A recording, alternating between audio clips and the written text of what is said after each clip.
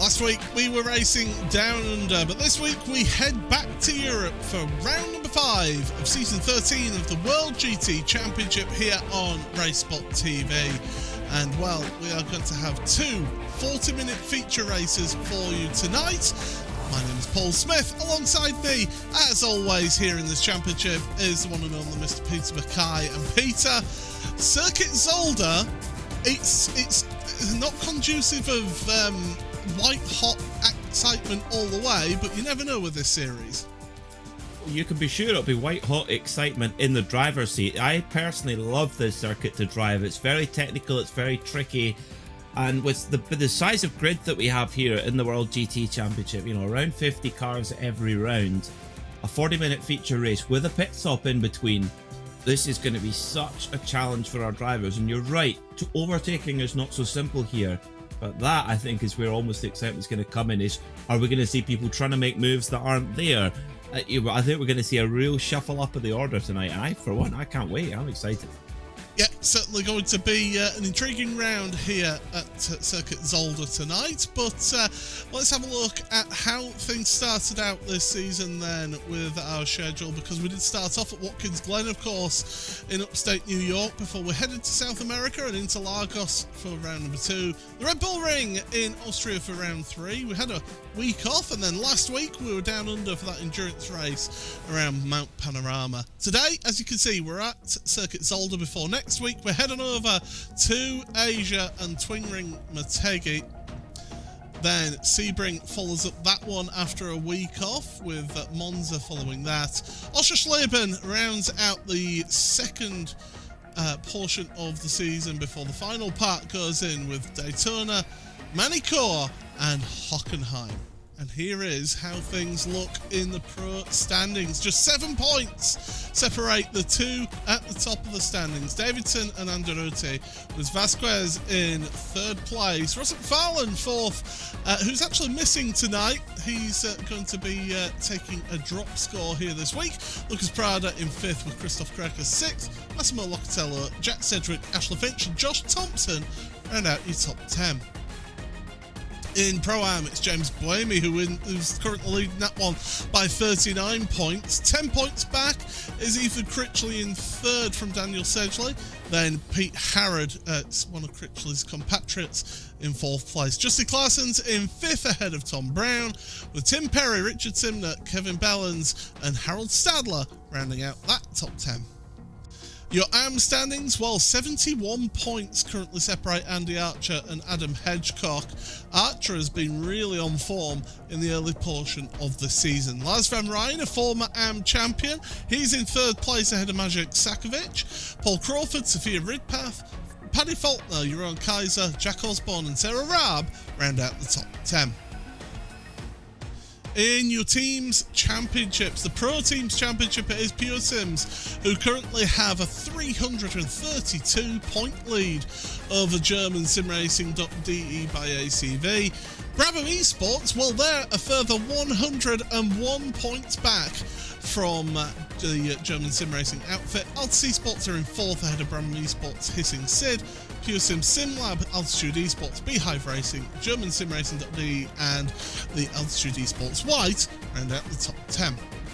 In the AM Team Championship, it is just 78 points that currently separate Century Sim Esports and Platinum Racing Team, with Altitude Esports Blue just a little bit further back in 3rd place. DCW Racing, Team Mad, Century Sim Racing, Penguin RC Simulation, 3M UK, Inex Racing and Boosted round out the top 10.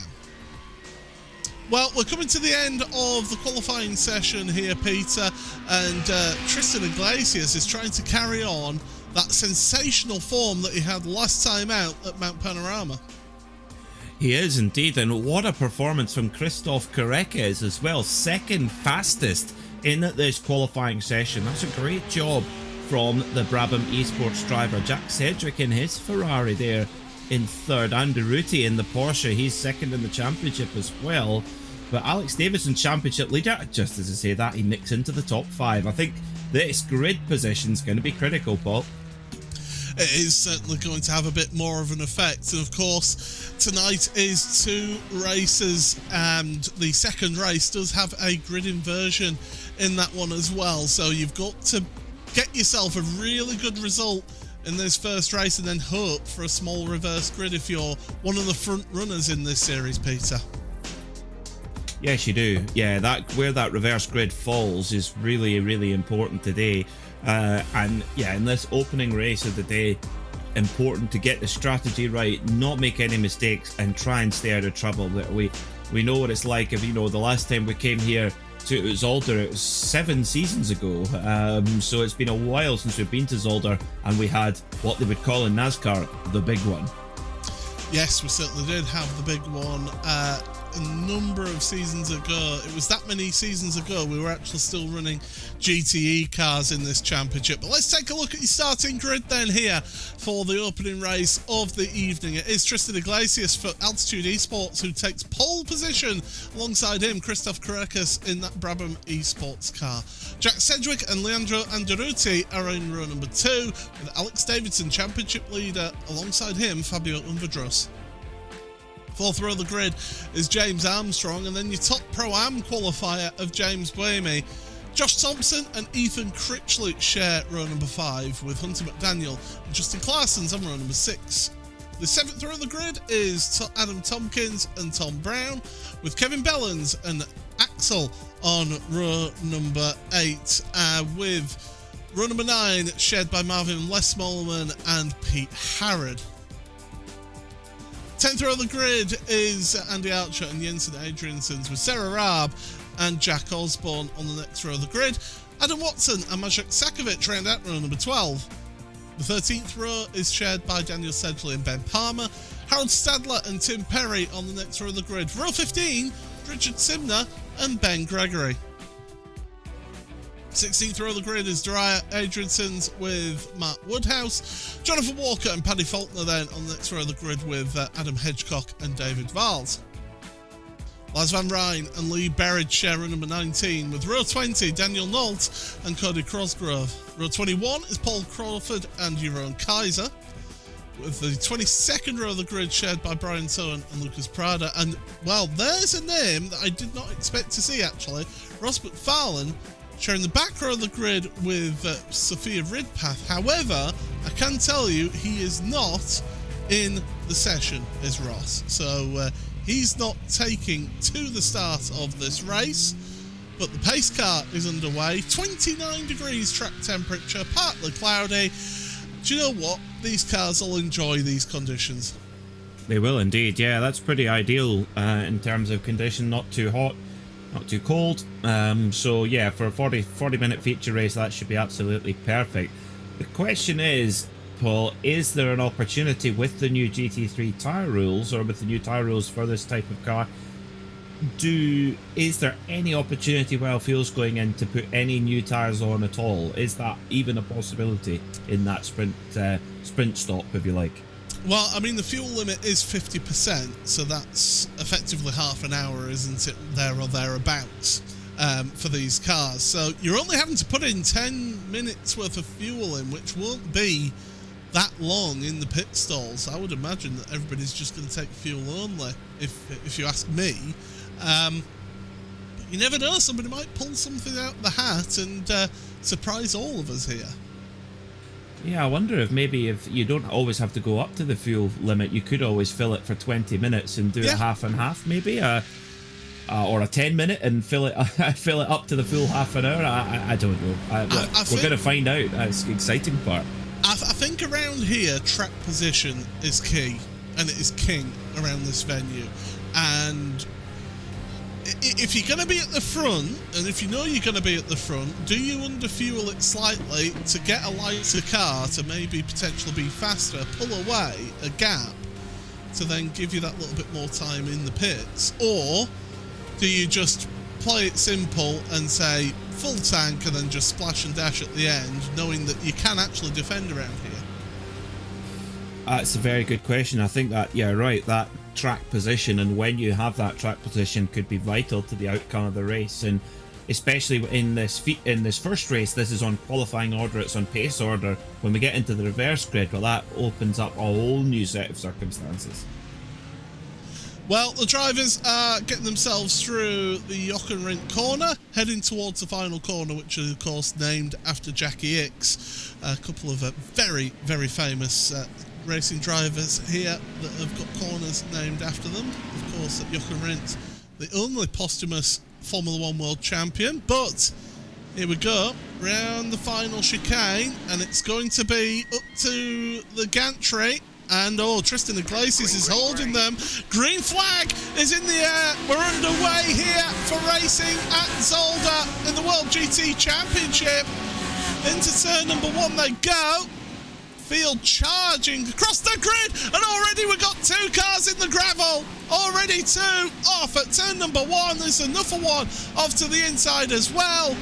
Cars getting scattered all over the place, but we stay green flag racing through turn number 4 they go. And so far, Iglesias, great start for him with Caracas and Cedric behind. And Caracas able to hold that place. Oh, crash! Oh, another car going off as well. There's multiple cars off to one side. They're still going past though. We're staying green flag racing here, Peter, which, well, when we saw those cars going off, I was fearing the worst. Yeah, that wasn't good at all, unfortunately, and bad news for Century Sim Racing. 2 of their front-running drivers, Ethan Creechley and Pete Harrod, both involved in those accidents. Jensen Adriansens is already towing back to the pits for Indy Autosport. Oh, big crash. One of the Pure Sims Mercedes, I think that's Lucas Prada as well. Adam Hedgecock, that was the Ferrari that we saw turned around as well for Altitude Esports. Lee Berridge is going down the order. Indeed, it was Lucas Prada who was involved in that incident. So typical Zolder first lap. We've had some winners and we've had some losers, unfortunately. As I come across the line then to finish the first lap, it is Iglesias ahead of Caracas with Cedric. The top 3 have stayed in position. Fabio Ilvadros up to 4th place already. That's a gain of 2 places. We've got a DCW racing car off. That's the number 25. And, well, that was Paul Crawford who was taking a tumble down the order there. Josh Thompson is up 3 places. Who says he can't overtake around here? Well, not Josh Thompson. He's up to 6th place in this race. And we've got a car off in the background of shot. 2 cars off. My goodness, these drivers, they can't keep the car on the asphalt so far. Oh dear, that's the 666 of Marvin Lesmelin off there in the Porsche, and he's damaged the suspension there. Very clearly he's going to have to take the tow back to pit lane, and in these 40-minute races you really don't have any opportunity to make up for that lost ground. You do have a fast repair so you can stay in the race at least, but you really can't afford that kind of mistake.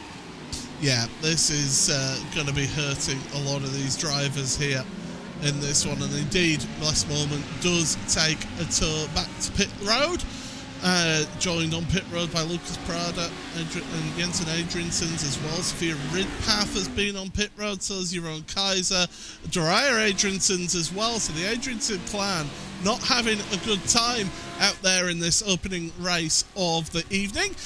Well, Leandro Andaruti is going very defensive on Josh Thompson down towards turn number 1.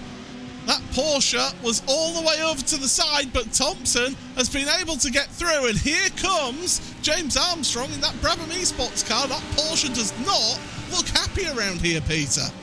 Tell you what, that was a great piece of opportunist driving there from James Armstrong. He saw the battle going on between Andaruti and Thompson. He picked his moment perfectly, he timed his move perfectly, and took that track position that, as we said, so vital there as well. So James Armstrong in the number 62 Brabham Esports Audi moves past and gives chase to Josh Thompson, who's up to 5th. He's had a super start to the race as the Team Redline driver.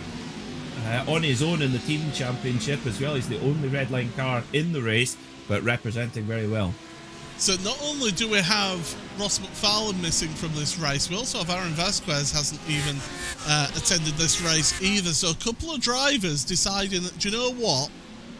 I fancy a week off here, and I'll take the hit of a drop score, 0 points. So I don't know. I personally am always of the opinion of just get whatever points you can do and try and do the best that you can. But there you go. The drivers, I mean, can't really complain to Ross McFarlane. He's a 4-time champion for a reason, so he knows what he's doing. Yeah, he is the master strategist, isn't he? A master tactician. So let's try and get a look and see this Indy Autosport car. This will be this is Jensen Adriansens, and just typical Zolder crash there at the Lucien Bianchi bend, just around that right-hander, hit the wall and just came into the path, and poor old Lord Hedge, Adam Hedgecock, had absolutely nowhere to go there in the Ferrari. This is what happened with Ridpath and Kaiser and also Lucas Prada as well. So that's what happened down at the second chicane. And then Paul Crawford, we saw his car stricken to the side of the track at the final corner. It's going to be all of his own doing. Oh no, that's Jeroen Kaiser right into the back of him. Now, was Jeroen going for the pit lane? Because you do brake. Because here, this circuit, you brake for that final chicane on the line that you're taking into pit road. If he was heading for pit road, you've still got to try and avoid that car, as there's the incident of what happened to Les Mollman and also Bellens. Yeah, it was Les Mollman seemed to get straight into the back of one of the altitude Audis. I couldn't identify which one there, but dearie me, that's just quite a few rear end jobs going on there in that opening lap. But it seems to have settled down a little bit more. Tristan Iglesias leading the way by 1.5 seconds. So Altus Esports leads Brabham Esports at this stage, with Cedric in third. So you want a mid-engine car, it seems, in this circuit. Now, I suppose that makes sense. It's a very technical, very much lots of changes of direction here as well. Ethan Critchley, he's on the recovery drive in the car 97, involved in that incident at the first corner and having to fight back hard now. It certainly is. He was, third place in Pro-Am coming into this round of the championship, and Ethan right now finds himself in 31st place. He started in 10th place, so that's a loss of 21 places for him after it was turn 1, wasn't it, that he got involved with. It was right at the start, and he ended up in the kitty litter, and to be honest, he probably dodged quite a few of those lap-on incidents by that happening with him. Yeah, that's certainly one thing. I mean, there was a lot going on there in that opening lap, so if he got through clean, it certainly made a big difference. And I mean, you look at Lucas Prada at that first at the chicane, the Villeneuve chicane, and dearie me, there was not much he could do. He just got totally drilled from behind. Nothing you could do to avoid it, and when that happens, it's just simply bad luck. Richard Simner, certainly he's modelling the DCW Racing team wear very well. They've even got yellow and blue free end gloves as well, Paul. They certainly do have that indeed, and DCW Racing, I hope they'll be happy with getting all their sponsors on. And to be honest, it's good that the drivers, when they give us these views, they're wearing the team kit. Obviously, a message has come down from on high. There's another one of the DCW Racing cars. That's Paddy Faulkner down in 27th place. And Faulkner, well, I say down, he's actually gained 7 places so far in the opening of this race. So he's been doing a good job of just working his way through incidents. But again, the decree has come from the team. You must wear your team wear if you're going to be on camera.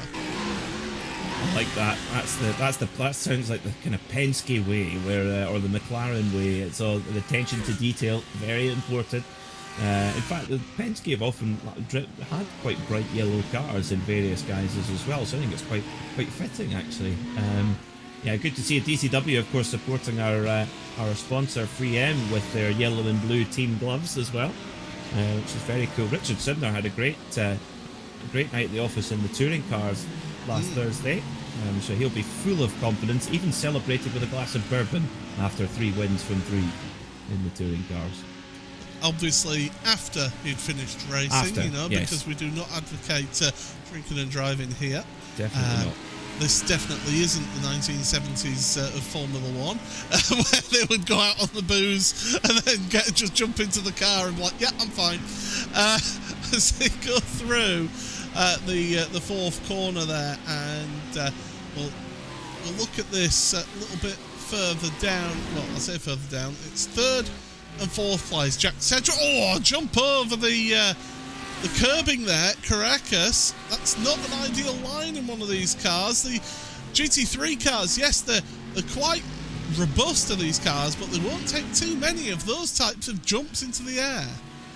No, very true. You don't want to be doing that and damaging any aero pieces on the front of the car. I mean, that front end grip, really important around the circuit. There's a lot of really tight technical sections, so you need that. Yeah, you need that grip.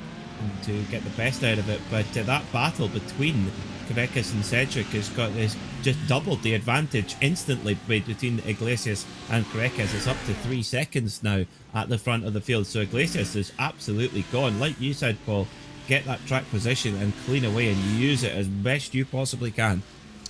He certainly has, and this is working out ideally for him. Now, if you're Jack Cedric, you're a little bit concerned because behind you, you've got a Lamborghini of Fabio Unvadros, and then you've got your old mucker behind that one as well of Josh Thompson, of course. Cedric and Thompson for many seasons here in the World GT Championship. Yes, they're running different outfits, but we've seen them team up, haven't we? Throughout various seasons of this World GT Championship, but not this season. They are separate entities here today. Yes, they are. Yeah, so interesting to see if that alliance still exists or not, whether it be on paper or not. But yeah, Cedric, he will be a little bit frustrated of missing out on that position there with Querekas, and be trying to figure out how he makes his move now.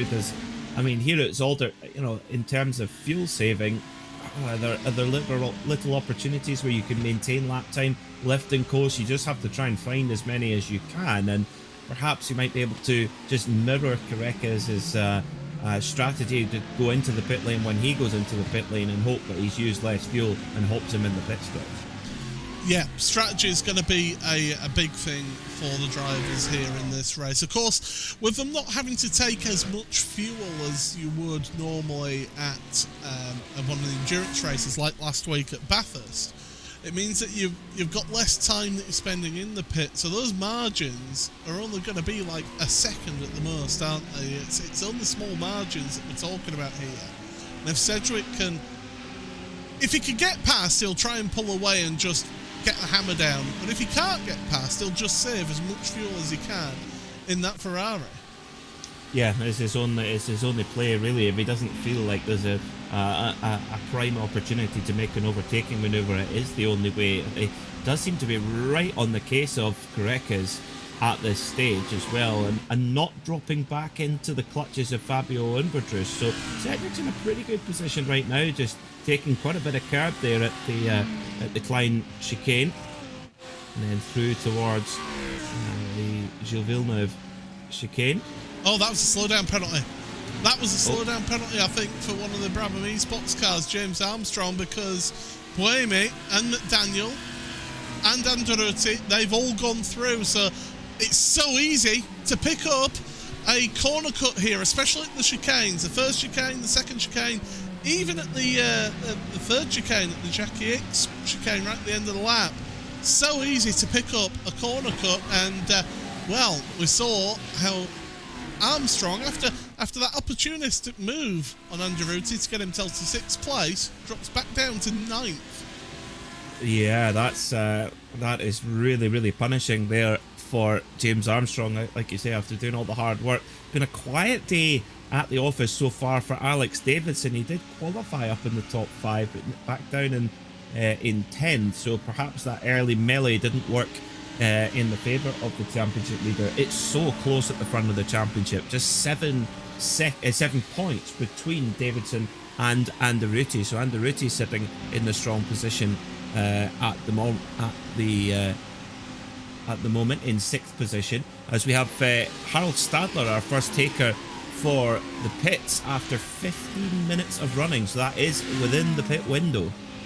I was about to mention him there. 10 seconds of fuel into his car, and he's going to pull out. Now, if he gets himself a bit of clean air, if he's been stuck behind somebody, and he can find himself a slot as well. Cedric has finally made it past Querekas, by the way, as we see there. So Cedric up a place on the Brabham Esports driver, and Querekas now is defending from Unvadros. But if Harold Stadler was stuck behind somebody, he's been able to find himself a bit of clean air. That could actually work out for him in terms of strategy. Although, lap time wise, you're going to be carrying a little bit more fuel than the rest of them out there. So it's that balancing act, isn't it, Peter, of if you go for an early stop? Yeah, it is. I think if you feel like you're being held up, sometimes it is a good way to try and throw the dice and get out of that get out of that traffic. So we'll see if it works out there for Harold Stadler. We think the maximum time that they can run is half an hour, so that's certainly very early in the pit overall pit window, which opened about 5 minutes ago. Fabio Unverdrus in the Lamborghini Huracan GT3, he's right on the case there of Carekas, and we've seen Cedric move into second position and is immediately pulling away, immediately putting a few car lengths into Carekas. The problem is Iglesias is already 4.5 seconds up the road. Yeah, the question is, can Cedric now just put in lap after lap after lap, and to try and just catch up a bit of that time? We'll have to wait and see. And Iglesias is behind Lucas Prada on track, by the way. Prada, who, as we saw, got caught up in that melee on lap number 1 down at the Villeneuve chicane. He actually is about to be lapped, but I say that because he's been in front of Iglesias for pretty much all the race, bar lap 1 has almost been lapped, and he's keeping that pace. So therefore he's not getting lapped because Iglesias isn't catching up, and in fact that's helping Iglesias able to get a bit of slipstream in and get a bit of fuel saving done right at the front. So that's actually helping Tristan at the front. Yeah, it is. That's the kind of dream scenario if you come across lap traffic that you can perfectly sit and draft behind, as well as you've got more Ferrari problems now. Oh dear, Tim Perry, car 83 now. Wait, the Ferrari that they got into the back of there, I didn't pick the number on it, but Perry definitely coming off worse in that exchange. Daniel Nolt has had an issue out there. He's dropped down the order in his Porsche. They've changed team, and there you go. And again, it's cars coming onto pit road. Now that is something that I can guarantee the stewards will take a very, very dim view of. Yes, that's it. It's not as if you can't see it as well. I mean, it's a bright yellow Porsche. It's not quite speed yellow. Speed yellow is a little bit more mustardy than that, but yes, it's certainly easy to spot out on the circuit. Well, so we have seen, as you said, Paul, several occasions that's been the case, and so Sophia Ridpath late change of mind. That is a very late change of mind, yes. And of course you've got to be careful of the incident point limit as well. 4 points for car contact, 1 for track cutting, and 2 for a spin. So you know, between the accumulation of track cuts or off-track penalties and contact, we could see a few drivers having to take a drive-through penalty here, Paul. We certainly could. It's 20 incident points for the drivers in these two races, that once they hit that 20 incident point limit, they have to serve a drive-through penalty. Ben Gregory, now it's fair to say he has not had the best of seasons in that boosted motorsport car, and he's currently in 23rd ahead of Paddy Faulkner and Mark Woodhouse. I think the only times we've really been seeing Ben out there in the World GT Championship this season, and has been, unfortunately, getting involved in various incidents throughout the season. Yeah, it hasn't been his year at all, and of course we see him as a stalwart of the World Touring Car Series, as well as the only driver to compete in every season here in the World GT Championship. Oh dearie me, he's getting a full jump status there. Lamborghini have just released an off-road version of the Huracan, but not this particular model, unfortunately for Ben. But yeah, it's not. We know how good he is, and yeah, his touring car season's not gone well in the GT neither. But you know, make no mistake, there is pace underneath there. But sometimes you just get these years where nothing seems to go right.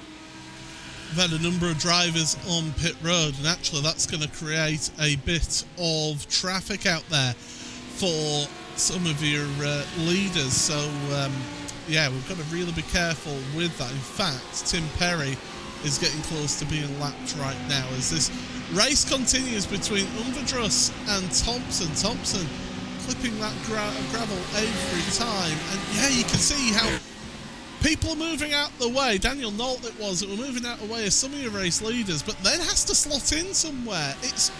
It's quite a tight track, and Thompson, what a run he's got there on Unverdrus into the chicane. That's not really an overtaking opportunity around there, and no matter what Thompson tries, it's not working out for him there.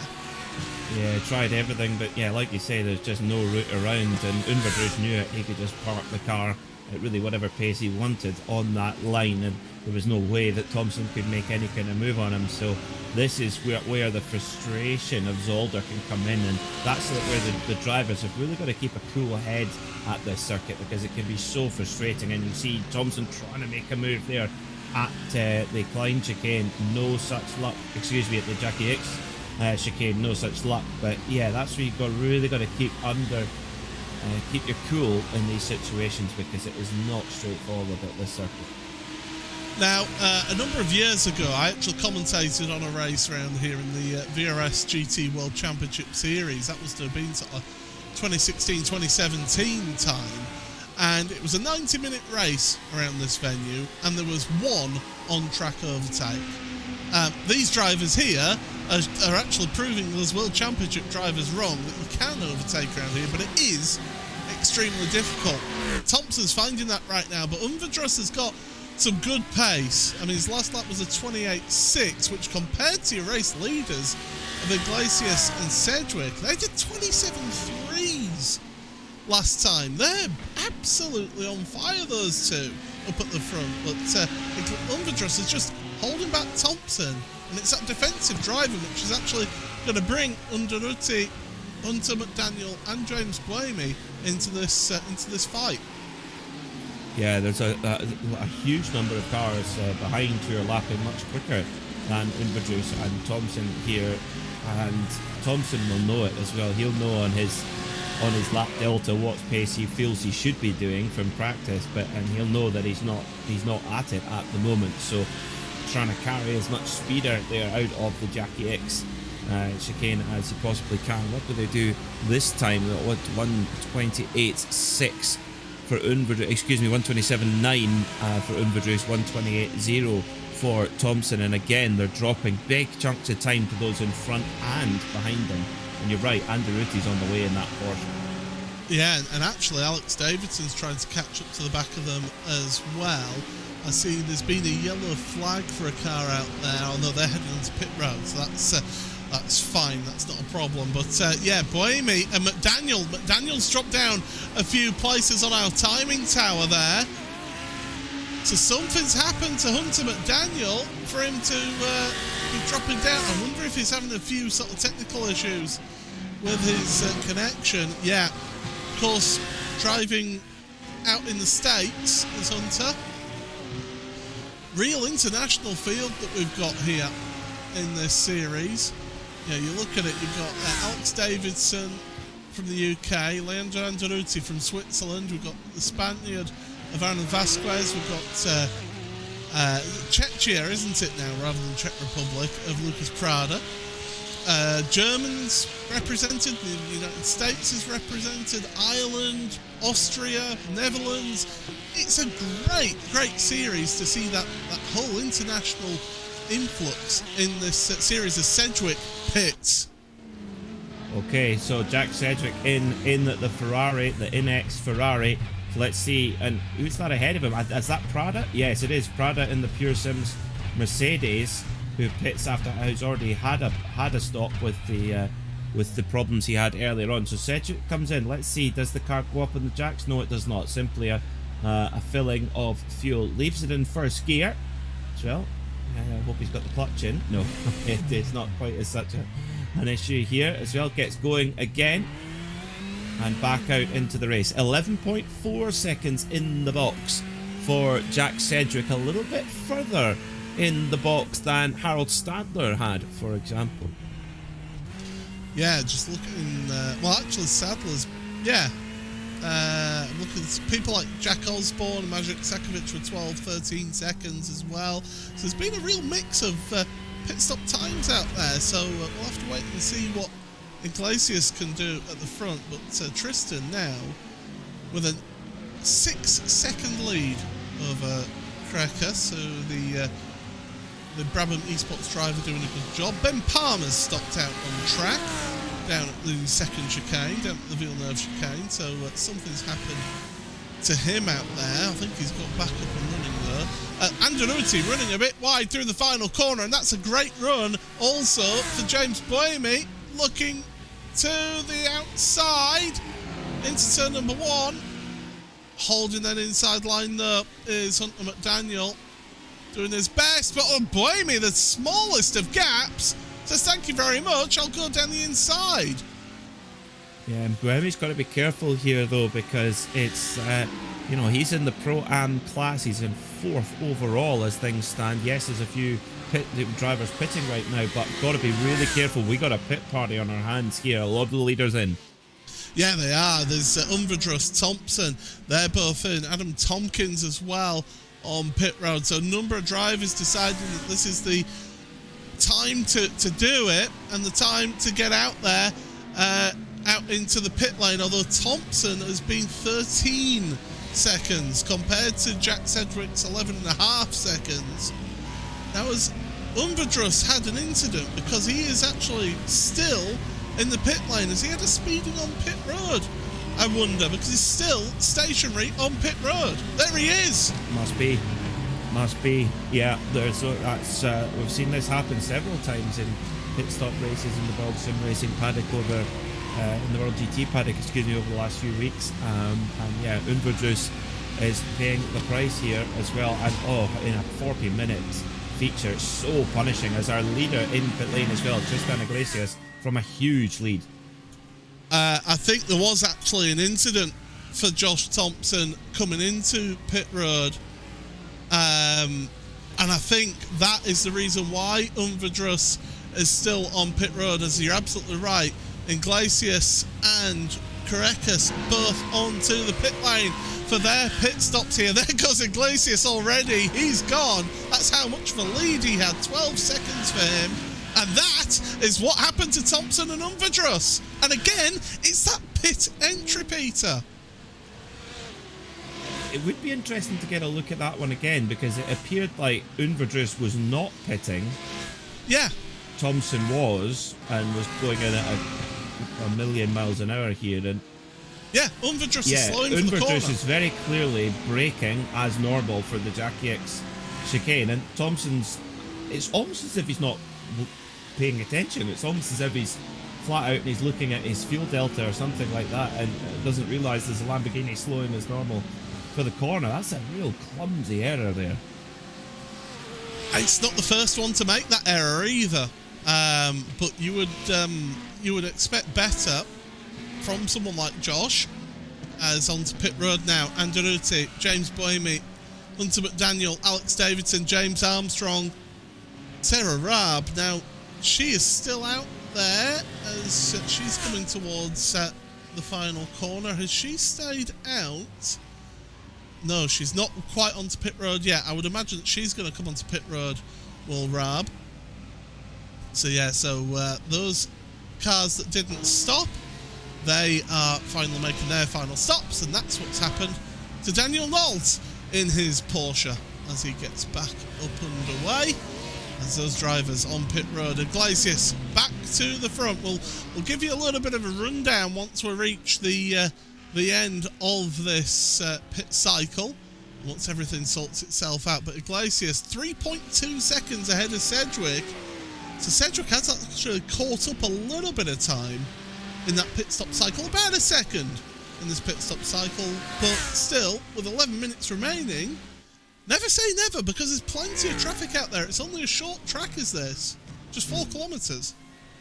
Yeah, it's I mean, I would say at the moment Tristan Iglesias has got a really nice lead, 3.5 seconds. The only thing you have to play into that fact is, yeah, the traffic could play a factor. If you've got a lot of lap traffic to deal with, that can be fraught with issues, especially if you're on the pace that Iglesias is and you're just quite a bit quicker than some of the drivers further down the order. So it's got to play that one carefully, has the Altus driver, but has been a great couple of weeks for Altus. Of course, Aaron Vazquez winning at Bathurst last week with Iglesias right in behind him as well. So they are really on a charge at the moment in this championship with their Audis. So then let's talk you through the standings as they are right now. It is still Tristan Iglesias now. He's actually increased that lead to 4 seconds ahead of Jack Sedgwick, who's stood behind the lap car of Lucas Prada, and that's what's hampering him here. Christoph Krekas in the Brabham Esports car, 3rd place for him after starting 2nd, with Anderuti and McDaniel then 4th and 5th place. James Buemi, Pro-Am driver, we've been impressed by him so far this season. He's in 6th place, he's your top Pro-Am for the Altitude Esports team. Fantastic stuff for him. Tom Brown is in 9th place, doing a great job. And then Axel Slejpik is, I brutalised that name, I do apologise, is in 3rd place in Pro-Am. And 10th place overall for Axel even. Then, in your AMs, Andy Archer, 11th place. That's one heck of a drive from Andy so far, your AM Championship leader. The next AM is going to be Jack Osborne, down in 17th place. 1 place ahead of Sarah Raab, 3rd place in class, 18th overall. You said, Peter, at the start of this race, that it was really going to be a big mix-up, potentially, out here. And we are getting that in this race. Oh, we are, yeah.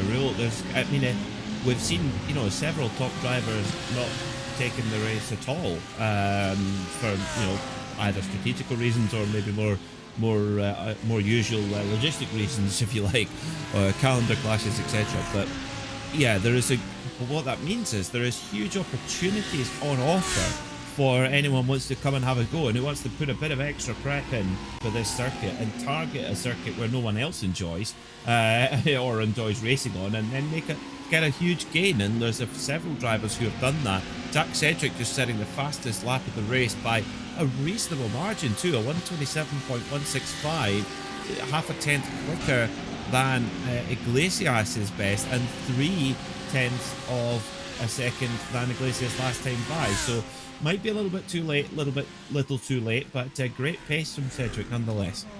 I can tell you, by the way, that there are 3 drivers sat on the bubble for incident points. I'm not going to say who, for obvious reasons, because we don't want to give anybody a competitive advantage, but there are 3 drivers currently sat on the bubble. 1 more incident point would get them a drive-through penalty, so it is something I am expecting to see around here at this venue here today in this race, just purely because of the nature of the track, because it is a proper old school track as this is Zolder. It's quite narrow, it's technical, there's not very much room to move, as now a 4th driver has joined them on the bubble for a potential drive-through penalty, and you've no asphalt runoff here really, have you?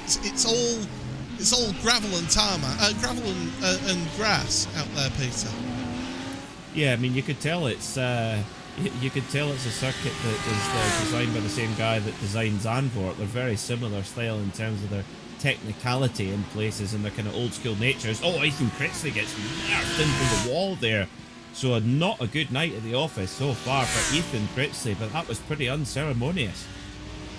Yeah, that was quite the dumping there, wasn't it? It was just get out of my way and bang into the wall goes Ethan. Ethan now, it's not been a day for him at all. I'm trying to find where he is on my timing screen, actually. I've lost Ethan.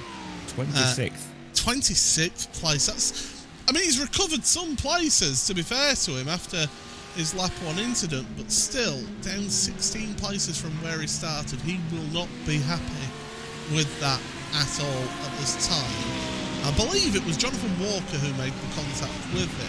Nothing malicious. I don't think it was anything malicious. I think it was just one of those things, that chicane where everything all concertinas up and around they go.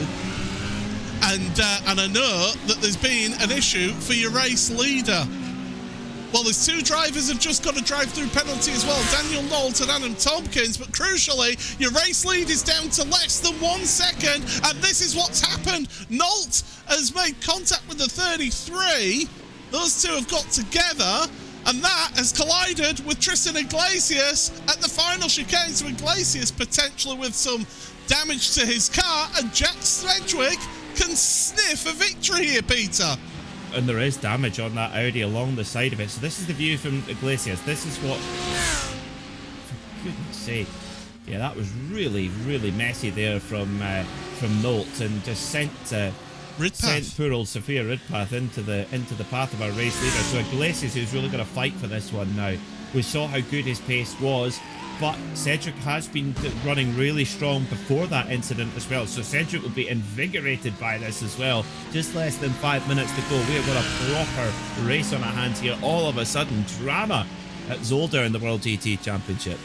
Like I said, Tompkins did end up, has got a drive-through penalty that he served. Daniel Nolt has got a drive-through penalty to serve yet. Sophia Ridpath has got actually meat pole damage from that incident. So, again, enough one of those drivers where if they didn't have bad luck, they'd have no luck at all, Sophia, in this series, and just seems to get caught up in other people's incidents. Now, Iglesias at the front, lap time across the line. This is the first lap after that incident. It was a 27.4 compared to a 27.0. We'll give an allowance on that lap because he would have been getting up to speed down the pit straight, would Tristan. So we'll see what the lap time is this time by. But there's 4 minutes remaining here. Jack needs to get right up to the rear of that car in front. Well, clearly Jack Cedric's at maximum attack. That was an incredible lap last time by. Best of the race, 1:27.0.89, and in fact he's had another 27.0 in there as well. So Cedric has done 2 27.0s and a 27.1 in the last 3 laps. So he is really driving his guts out here, is the NX Ferrari driver. The driver of 8th place, James Armstrong, has been given a drive-through penalty. That was enough for one of the drivers that was on the bubble. So the Brabham Esports driver, he'll be taking a trip down pit road, and you're looking at it taking about 30 seconds cone to cone down the pit lane. But there is Cedric. There is your race leader in front. You don't need me to tell you the time gap because you can see it on screen. This is going to be incredibly close for the final 2 laps of this race. Just look at how much time Cedric brought in on the brakes there as well. So much confidence in that Ferrari 488 GT3. He's run this car for a couple of seasons now, so he knows it inside and out. And he's all over the back of Iglesias. And Cedric into the 26s now. 26.9, my goodness. Yeah, he is on a charge. He set a purple first sector on that lap. He also has got the fastest lap of the race now. So on the penultimate on the third to last lap of the race, to get the fastest lap tells you that you are on a charge right now into the braking zone for that small chicane. Ferrari taking a slightly different line, seems to cope with the curbs a bit better. Iglesias, all he needs to do is just position his car correctly and he can hold on to this lead round here. But look at how much speed that Cedric's able to carry through that chicane.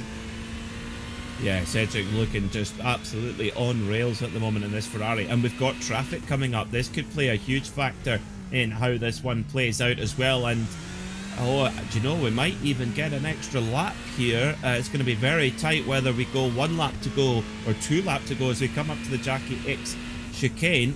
And it's going to be mighty tight, you know, Paul. I think we might just see the white flag here. I can't tell. It's too close to tell. I think we will just be white flag in the air. I think we are. White flag in the air, indeed we are. Barney is waving the white flag into turn number 1 then. This is for the race win in the opening race of the evening here in the World GT Championship. Stick around after this one because, well, we've got another 40 minutes of action to bring to you here in this series. And, well, this is coming to an absolute barnstormer of a finish between your 2 race leaders. To be fair to Iglesias, has got damage to his Audi, is still able to lap within 0.2 of a second of Jack Cedric. Cedric, looking all over the back of that Audi, cannot get past, cannot find the space to be able to make a move here. Up over the rise, down through the left-hander, looking to the outside. That's not an overtaking spot. We've seen that earlier on, that you can't make that move. Cedric looking there to try and get the cutback, and there's contact between them. Cedric loses control. Nothing that Iglesias has done wrong there, and Cedric has lost the chance of winning this race. Here we go, on board once again. Just the slightest, he's had to just stamp on the brakes there. back end goes around, and Tristan Iglesias then through towards the final chicane for the last time here in this opening race of the evening. Through the left, through the right, he will see the checkered flag. That white flag will change to checkered, and it is a win for the Altus Esports driver of Tristan Iglesias. Oh, well held there from Tristan Iglesias, and you've got to feel though for Jack Sedgwick. Iglesias had a massive moment there coming through the Villeneuve chicane, which lost a lot of momentum, and it simply just caught Sedgwick out. Sedgwick got into the back of Iglesias, and that's what caused him to have that sort of half spin there as well. So nothing malicious from Iglesias at all, but an honest mistake, which unfortunately Sedgwick paid the most of a price for. Oh, who said racing at Zolder was boring? Well, it is a race win in class for James Boemi, 6th place overall, and Andy Archer, another AM win for Andy to take that amateur lead a bit furthermore in the series. Rest of your field are all squirreling their way out the final chicane, trying to get the best result that they can. Ethan Critchley ended up in 25th in the end of that one after a recovery drive. We said about Harold Stadler, we mentioned that he had that early pit stop, remember? 14th place, he gained 13 places in that race. That strategy looks like worked out for him. Yeah, it certainly did. He was the driver who spent the least amount of time on pit road. Your most efficient drivers at the top of the field, Anderuti, Davidson and Hunter McDaniel, all had a real good short, sharp stop as well. And Davidson, not quite his best day yet, but still comes home in 7th. Dropped a couple of positions to Anderuti, and that puts us pretty much even Stevens in the Pro Championship. Well, let's take a look at what will be the reverse grid for the next race, and it's going to be 17. Oh, I tell you what, this person has had some rotten luck last year. It took her a little bit of while to get to grips with this series, but we'll see who it will be on pole position in just a few moments' time. But it is the Altus Esports driver of Tristan Iglesias who wins in his Audi ahead of Jack Sedgwick by 3.3 seconds. Christoph Krekas in 3rd place in the Brabham Esports car ahead of Leandro Anderuti.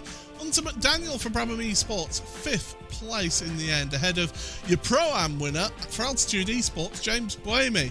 Alex Davidson, current Pro Championship leader, is in 7th ahead of Tom Brown, who was the 2nd placed Pro-Am driver in the Brabham Esports Hissing Sid car.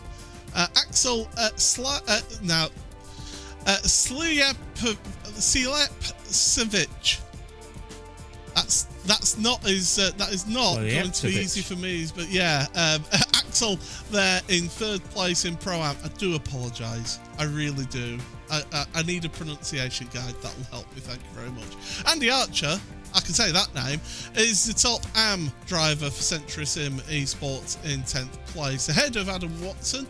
Josh Thompson then ends up in 12th place for his result for Team Redline. Daniel Sedgley, Harold Stadler in 13th and 14th. James Armstrong, he'll be gutted with that mistake to end up with a drive-through penalty. Jack Osborne is your 2nd place AM driver, and on pole position for Penguin RC Simulation, Sarah Raab, take about 17th place. Good result for Sarah, but also gets a pole position in that BMW.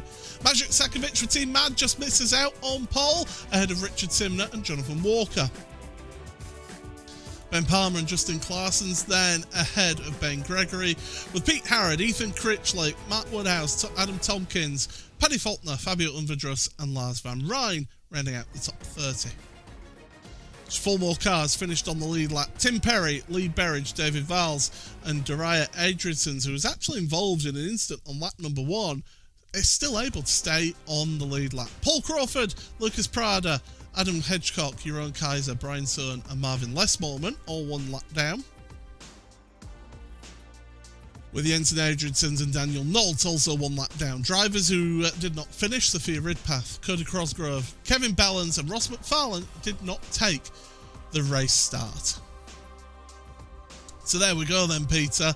That's the results of race number 1, but well, we'll get to do it all again in about 10-15 minutes time with race number 2 of the evening. Yeah, we do. Yeah, and hopefully we'll have a bit of a grandstand finish like we had there between Iglesias and Jack Sedgwick. I mean, what a finish there as well. One tiny mistake from Iglesias, just losing a little bit under the brakes there. The rear of the car came around and Sedgwick just got into the back of them. I really firmly believe there was not foul play there. I didn't see anything to that effect at all. To be honest, you don't really even need to do that because there is one line through there, so a brake check's not really going to make much of a difference. I thought it was really good stuff. Sedgwick's pace in those last few laps, yeah, and I love that. That's why you never give up, because it seemed like no matter what Sedgwick's pace was, Iglesias was already gone anyway. That didn't stop him, and then when something happened that brought Iglesias back to Sedgwick, he was right there to mount a challenge. So top pace from Sedgwick. He's going to be a force to be reckoned with in this race too. It certainly is. I mean, I want to give a special mention to James Buemi, because people might be saying, oh, a Pro-Am finishing 6th, that's a heck of a result. He started 8th place on the grid. He's had some pace here today. I would say that's an amazing performance to get the car, because one of the biggest parts of executing this whole race meeting is qualifying. As we saw, you know, track position is everything. You do not want to be caught in the mid-pack melee. That is the last thing you want. And Buemi to qualify right up there and beating a lot of really high-profile names. He only just qualified behind our Pro Championship leader, Alex Davidson, so he deserved that result. He put himself in that position. He's now got to start from just outside the top 10, and again, another solid drive, and he'll be walking away with a big old chunk of points. Yeah, I mean, that's one heck of a performance. And Tom Brown, we'll mention him as well, finishing in 8th place, again, another Pro-Am. Andy Archer gained 9 places in that race, finishes in 10th place, your top AM driver. Again, we can say it, another really good result from Andy. He has really taken a stranglehold of that AM championship, hasn't he? He has, and that was a big win, because his closest rival is Lord Hedge, Adam Hedgecock. He had a difficult race, to say the least, unfortunately. So he finished quite far down the order. I'm just trying to see exactly where Adam Hedgecock finished. 37th. Yeah, so it's not his Sunday best at all. So not only did Andy Archer bag a huge chunk of points, his championship rivals didn't have the best days. So yeah, the AM Championship is really going the way of Andy Archer at the moment.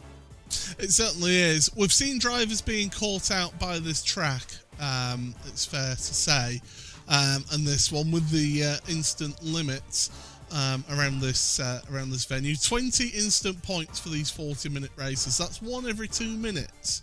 You'd think that's quite hard to get, but it's an old school track. You get wheels onto the grass, you're picking up 1 instant point for being off track. You know, contact with another car in such a tight field is actually quite easy to get around here. So yeah, definitely catching a lot of people out, and catching people out as well is that pit entry. Now, this is the same for everyone. This is not just the Josh Thompson incident. This is other people as well who had the same incident. It is up to that car entering pit road to do so safely. And you know that the car in front, if they're going to be braking early, they're turning into that corner. Absolutely, yeah. And you know, the drivers know where it is. They know to be wary of it, and it caught so many of them out. And I dare say, could we see it again in race 2? Hopefully, there'll be some learnings from that. Yes, it is a difficult pit entrance. I mean, it's, like I say, it's not very well designed for it to be the line into pit lane is in the braking zone for the final corner. That's not great, to be honest.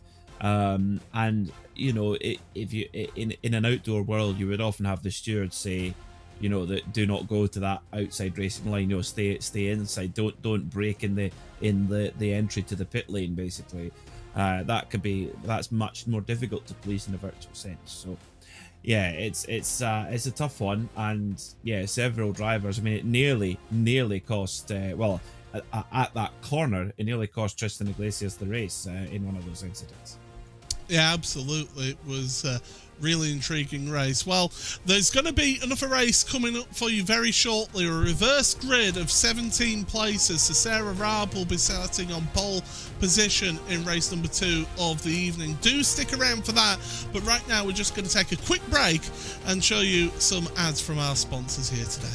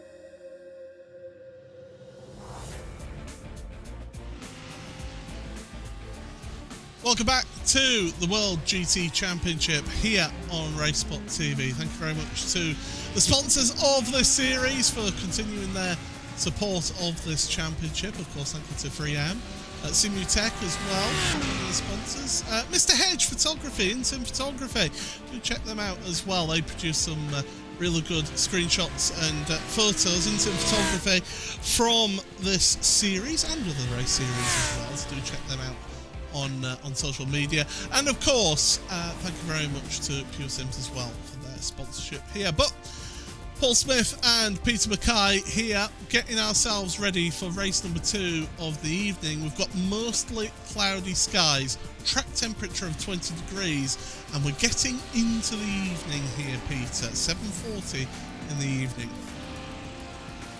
Yeah, nice and cool conditions for our drivers, so they'll be able to batter the tyres as hard as they want. From what I could see, Paul, I didn't see any drivers taking an opportunity to put any tyres on in those pit stops while the fuel was going in, so I would suspect we'll see the same thing happening again with these cooler temperatures. Just seeing news from the virtual paddock that Sarah Raab, who's starting on pole position, is saying that y'all are in trouble. I have Freebird playing. So, Leonard Skinner, Freebird. Wow, if you all know about that song, oh my goodness, step back. This could be spectacular, could this start? Well, we'll see how that goes. Yeah, brilliant to get it's always interesting to have a peek into the virtual paddock in between races to see what the banter is going on. Sometimes you get a little bit of discourse going on also between drivers as well. Well, Sarah Raab, I mean, what an opportunity. Like I said, it took Sarah a little bit of getting used to the series, didn't it, last season, in season 12? I think it's fair to say that. But once she actually got a hang of it, she seemed to get some really good results in the AM Championship, and she's really picked up from where she left off in last season. Yeah, absolutely. And there's a great opportunity here starting on the pole in this Penguin RC Simulation BMW, and hopefully with a good grid spot, have a bit better luck as well. Like you say, we'll hopefully be able to let her see. Well, she had some great pace. You know, there's no problem with the pace, but just been getting that fortune has been a big part of it as well. A few drivers setting some very hot lap times already in warm-up. This cooler track temperature is going to give us some really fast laps. It certainly is, as some of the drivers are finding trying to push the limits of the track here in this warm-up and finding going above the limit, beyond the limit here in this one. But we will be getting ourselves set for race number 2 of the evening, and it is Sarah Raab and Jack Osborne sharing the front row of the grid with James Armstrong and Harold Stadler, road number 2. Daniel Sedgley and Josh Thompson, third row of the grid.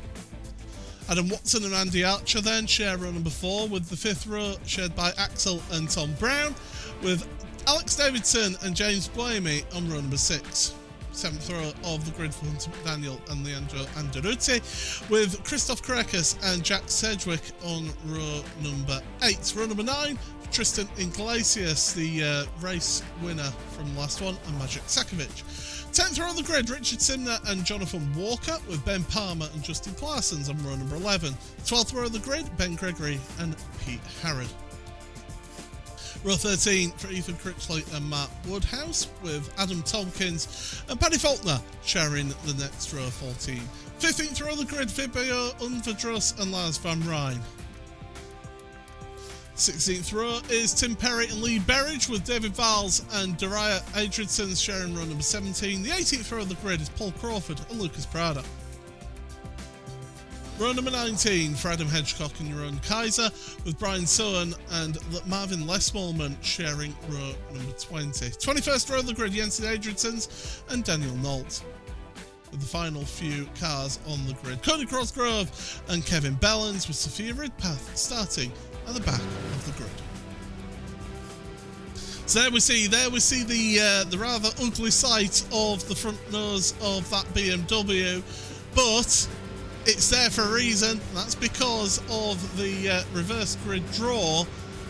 Gonna be a tough ask for Sarah in this one, but she could get herself some really good points here. As we saw in race number 1, overtaking is not easy. It's not a gimme around this track, and you've really got to work at it. And if you know where to defend, then you can hold on to places and have a whole queue of traffic behind you. But Jack Osborne will be wanting to get a launch into turn number 1, won't he? Yeah, and one of the danger drivers as well, there's 2 actually I would look out for. Starting from 3rd, James Armstrong in the Brabham Esports Audi. He's going to be a big threat. And likewise, Josh Thompson starting from 6th on row 3. So that's one to be important. But a Brabham Esports win here would certainly carry on a little bit of heritage for that family name at Zolder. Jack Brabham won an F2 race here at Zolder all the way back in the day. So can James Armstrong repeat that success here at the Belgian circuit? Do you know what? I have actually got a Project Brabham polo shirt in my wardrobe from when they were starting that rebirth of the team all those years ago. And yeah, I've actually got one of their polo shirts in my wardrobe, so maybe I'll break that. Well, no, I can't break it out because then I'd be showing bias towards one of the teams in this series, so I can't really do that, can I, Peter? No. Maybe save it for maybe save it for the pub night that they're going to invite us to. Yeah. Absolutely, yeah, that'd be a great one. Thank you very much. Invites are in the post, I am sure. But we're getting ready for the start of the second race of the evening here in the World GT Championship, round number 5 of the 13th season, and Sarah Raab is going to get the hammer down in that BMW. Away we go for another 40 minutes of racing into turn number 1. Jack Osborne looking to the inside, and it's happened immediately. Contact between Osborne and Raab, and that's going to promote James Armstrong up to the front of your field. Incredible stuff. Oh, there's a huge wreck going on there at turn 2 as well. Cars off all over the shop here as well. This car spinning left, right, centre. It's all arms and elbows here as well. Oh dear, it's just one big chain reaction as well. Cars having to come to almost a complete stop. We might well get a safety car here as well. Oh my goodness me, what an absolute mess. And indeed, we do have a safety car. Hardly surprising. And, oh, for James Armstrong, well, it's, to be honest, I think he'd have taken this, even with the safety car, to be leading before the end of lap 1. He's happy, but Josh Thompson, he's made his way up into third, looming there ominously in the red line Audi. I think you're absolutely right in the descriptor of that, Peter. It was a mess, was that. I mean, straight away, down into turn number 1, Sarah Raab turning in. Here we go, look. So, Jack Osborne, I don't think Osborne's alongside enough in my opinion, and ends up quarter panelling Sarah Raab and himself off the track at turn 1.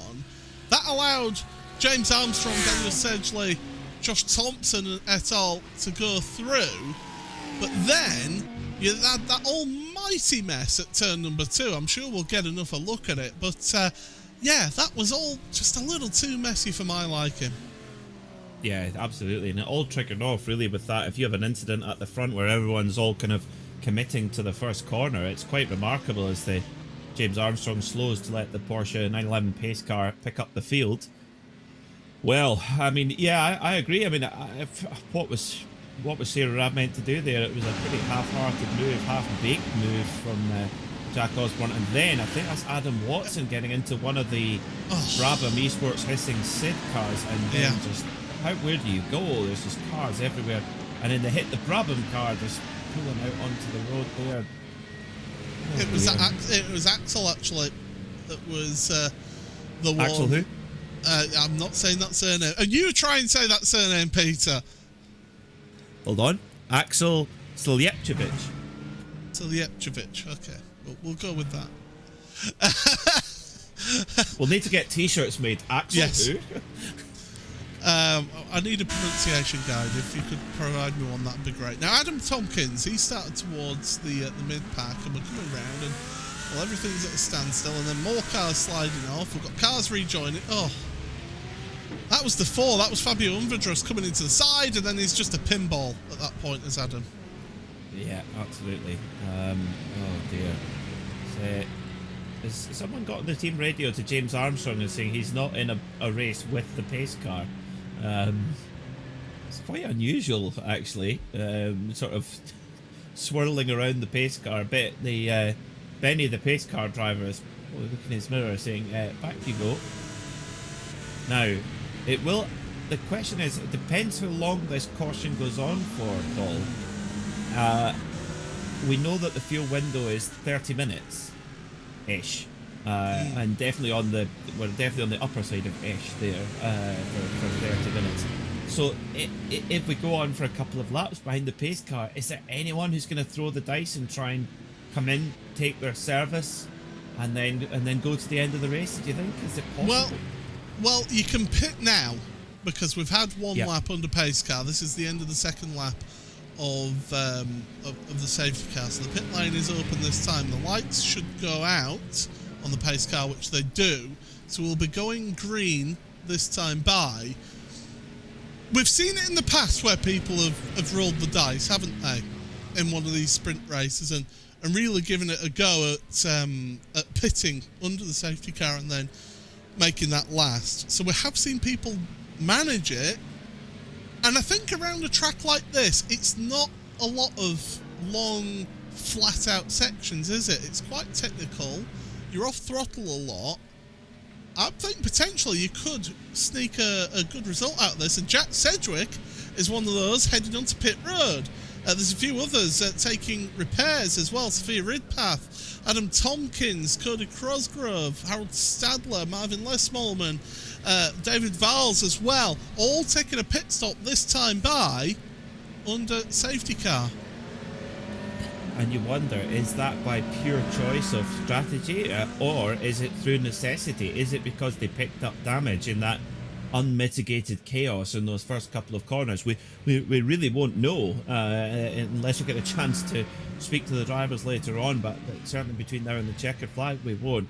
But for James Armstrong, Josh Thompson, two pro drivers in the Audi R8, a car that really seems to suit this track well, with its really good change of direction. It's very manoeuvrable, it's very up on its toes. the way that it's kind of designed. So yeah, we'll see. And again, Andy Archer, he's up in 5th. I mean, the night continued. I mean, if Andy Archer can get it to the flag without any further incident from here, he's just going to open up the most gargantuan lead in the AM Championship. He certainly is. That would be one heck of an achievement for the Century Sim driver, as we're getting ourselves set for the restart in this race. And well, we have lost Lars van Rijn and Harold Stadler from this race. They are done for today. Now, a bit of drama going on. Just word coming down from the virtual paddock. Jack Sedgwick is typed in that virtual paddock saying passing under yellow with, I think by my count, 17 question marks. So he's obviously perturbed about something. So there's the pace car etiquette has not been as it should be, but green flag in the air, Paul. It certainly is, and we're underway once again in this race then in the World GT Championship, and it is James Armstrong leading the way from Daniel Sedgley. He'll be hoping that Sedgley can hold up Josh Thompson for as long as possible here in this race. Adam Watson is in 4th ahead of Andy Archer with Tom Brown, Tristan Iglesias. Iglesias already up 10 places at the start of this race. Ben Palmer up 13 places. Ethan Critchley up 15 in this one. So it's been high drama in the early goings with all those shenanigans happening in the opening of this race, and then down through to the first chicane, up over the rise, plunge back down through the left-hander in towards the Villeneuve chicane. So here we go, Tristan Iglesias. Let's have a look from on board from him. This is the original start. So there was the two going off to the side there. We've had drama out on track, I can tell you. Jonathan Walker, by the way. And this is how he's making up all those places in that original start.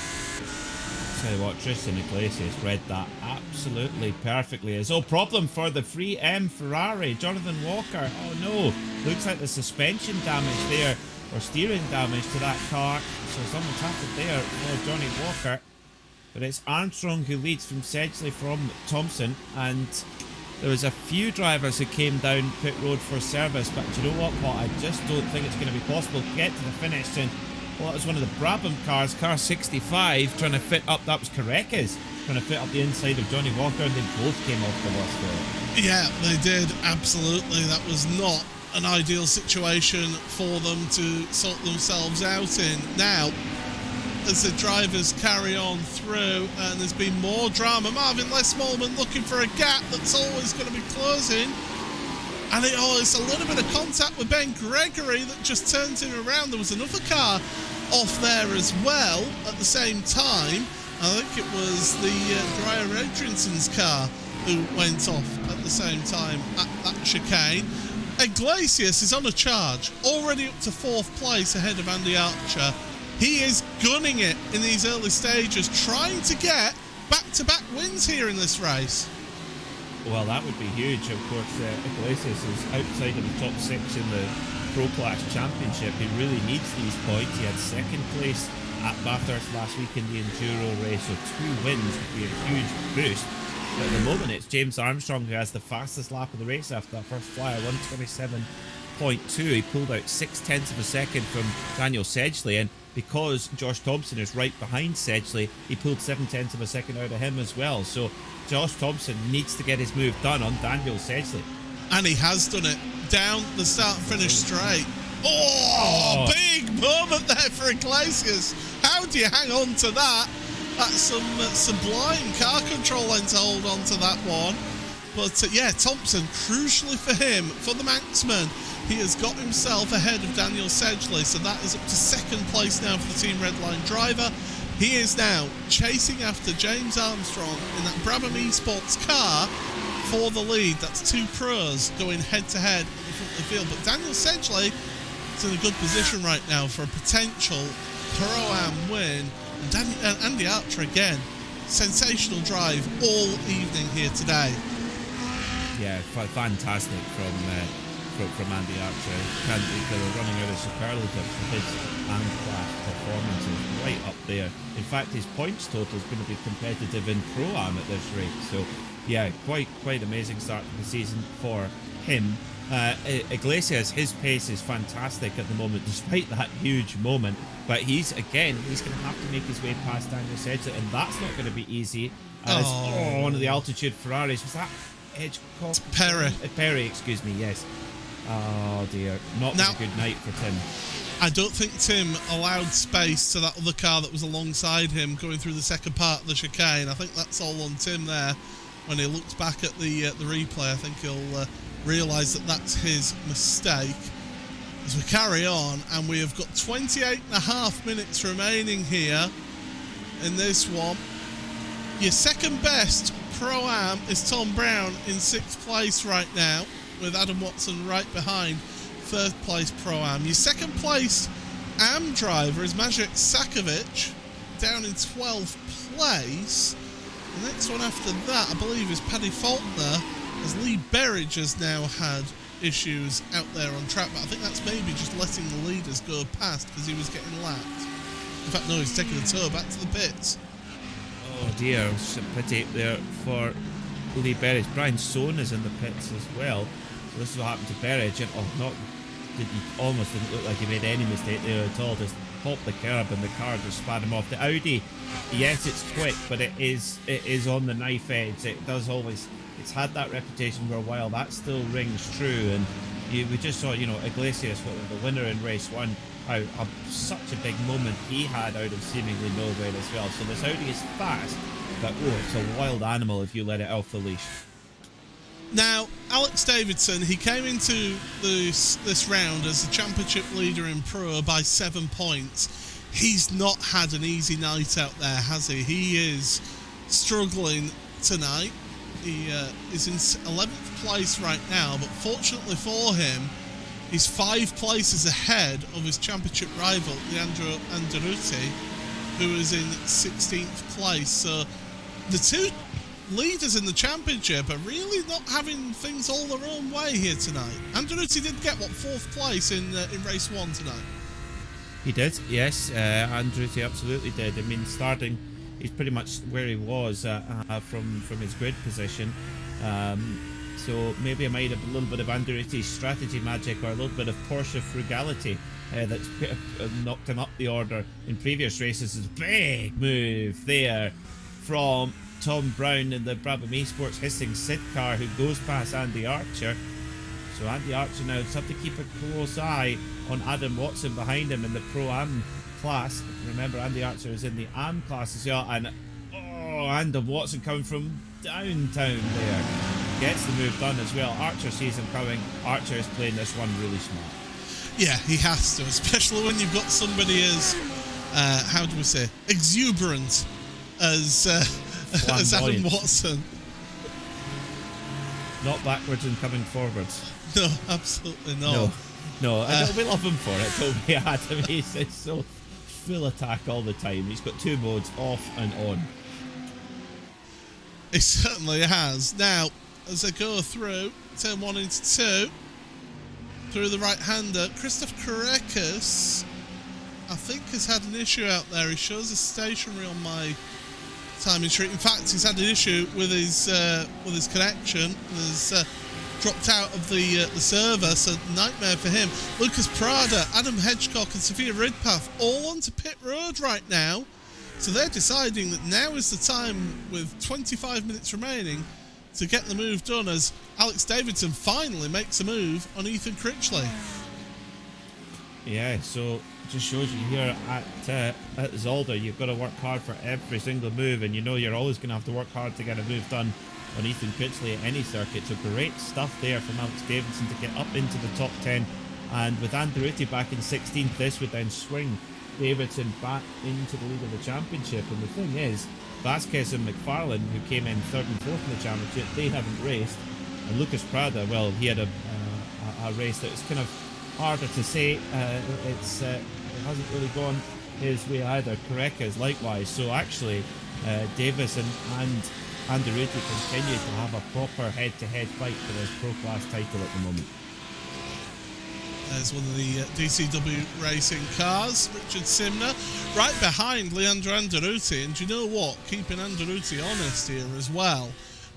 Really good drive from Simner. As you pointed out, Peter, his mood will be up after his terrific results in the touring cars on Thursday night here in World Touring Cars that we show here on RaceSpotTV, as two drivers, Jack Osborne and James Buemi, onto pit road for their pit stop. But yeah, Simner keeping Leandro Anderuti really honest here in 15th and 16th places. That's quite a scalp as well. Even just to match the pace of someone of Anderuti's caliber is mighty impressive. We've seen him, you know, when he really switches that Porsche 911 GT3R on, he is just spellbinding to watch his Anderuti. It's great to have him back in the championship after a brief hiatus. And yeah, certainly making it as an even more exciting place than it already is. Josh Thompson has now got through into second place, as Iglesias into third.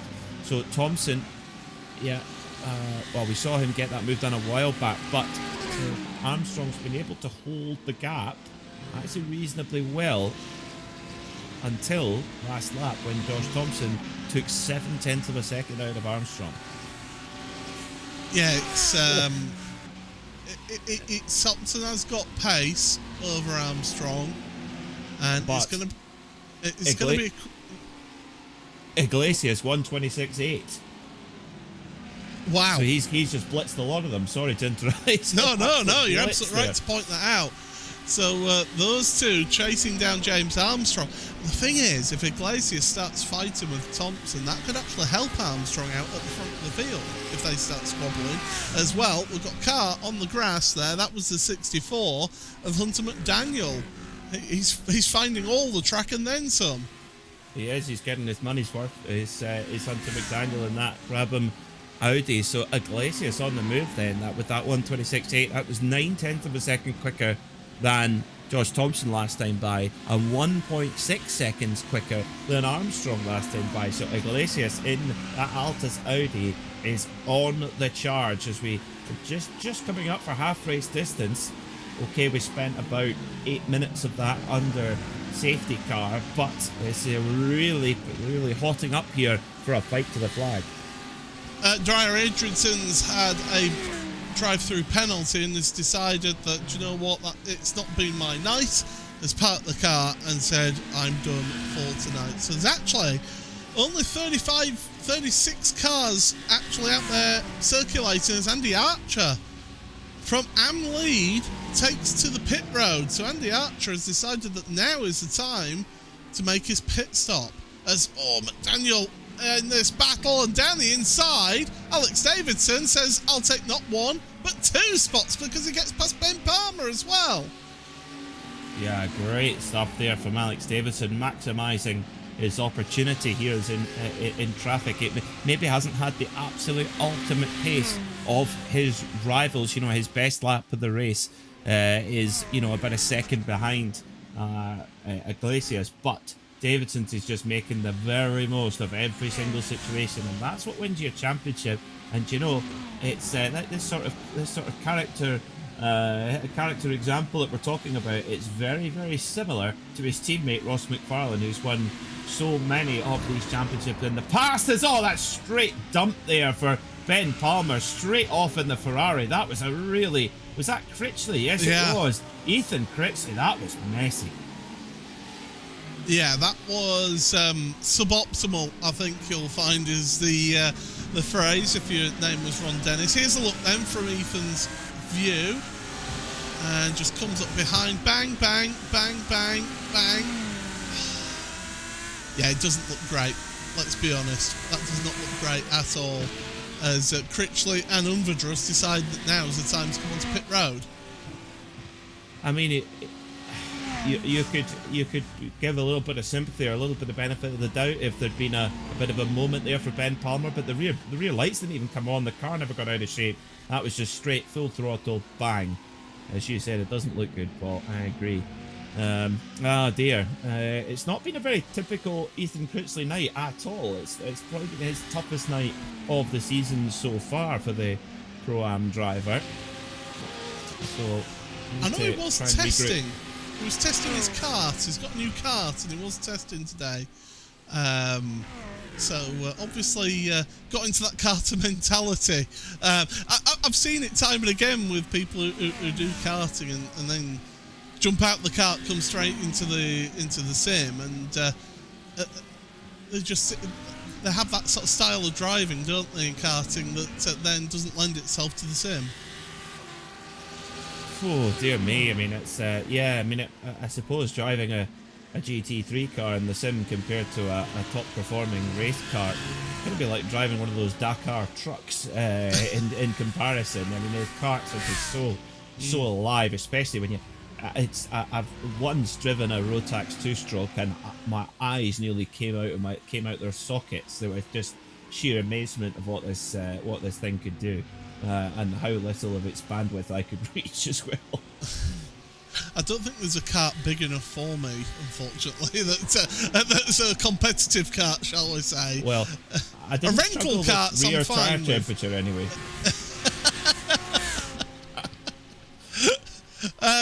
Yeah. So anyway, thanks for that, Peter. No, I said I didn't struggle with rear tire temperature. Yeah, no. Well, I wouldn't either, then, if that's the case. We'd make a great wet weather team. Armstrong, by the way, has got less than a second between himself and Josh Thompson, and Tristan Iglesias is right there with him. Last lap between Armstrong and Thompson, at least on my end anyway, is 1,000th of a second between them in terms of lap time. So that's how close those two are. And Tristan Iglesias was only 6,000ths of a second slower than James Armstrong. So the whole three of them are really, really close on pace out there. That they are, yes, indeed, and that's remarkable. So Armstrong driving beautifully to hold off two of the top drivers in the championship, Thompson and Iglesias. And lap time's a little bit different there. Thompson was the faster driver there, 127.191 plays 127.348 for Armstrong, so a little bit of the gap trimmed there. And Iglesias, though, was actually the slowest of the three that last time by. Well, this is going to be an intriguing race. And, of course, all these drivers always a pit stop as well. So strategy comes into play. And whether Thompson, Armstrong or Iglesias... I could hear Thompson actually then lifting and coasting, almost like he was foot down on the clutch then, going into that chicane. So Thompson, I think, is trying to do a little bit of fuel saving to get one over in the pit stops. I think when they're so closely matched on times, that is where you get that edge at this stage. I mean, we saw last time around the sort of just over 10 seconds was the mark, but there was a second and a half between the most frugal and the least frugal, and that made the difference. That would make the difference. That is covering the whole top three at the moment. As Hunter McDaniel and Lucas Prada on the recovery drive, it seemed that McDaniel had also had a clash with Ethan Critchley as well. So yeah, Ethan Critchley could have the wrath of the stewards potentially by the time we get to next week. So 15 minutes to go, still 5 minutes or so of potential. In fact, probably slightly less than that, a fuel window, because of course we spent the first 8 minutes under caution, so we could go really deep into the race here. I mean, we've seen it before, haven't we, where there's literally been a pit stop on the last lap. I think it was Alex Davidson at Interlagos, wasn't it, one race, where he did that after a safety car and pitted on the last lap and came out and got a really good result. So never say never for that sort of strategy around here. I have got it on good authority, by the way, that RaceSpotTV commentator and Altus Esports driver, new to the team, Will Chadwick, is on the pit wall for Tristan Iglesias, so he'll be feeding all the information that Tristan needs to hear towards potentially a race-winning strategy.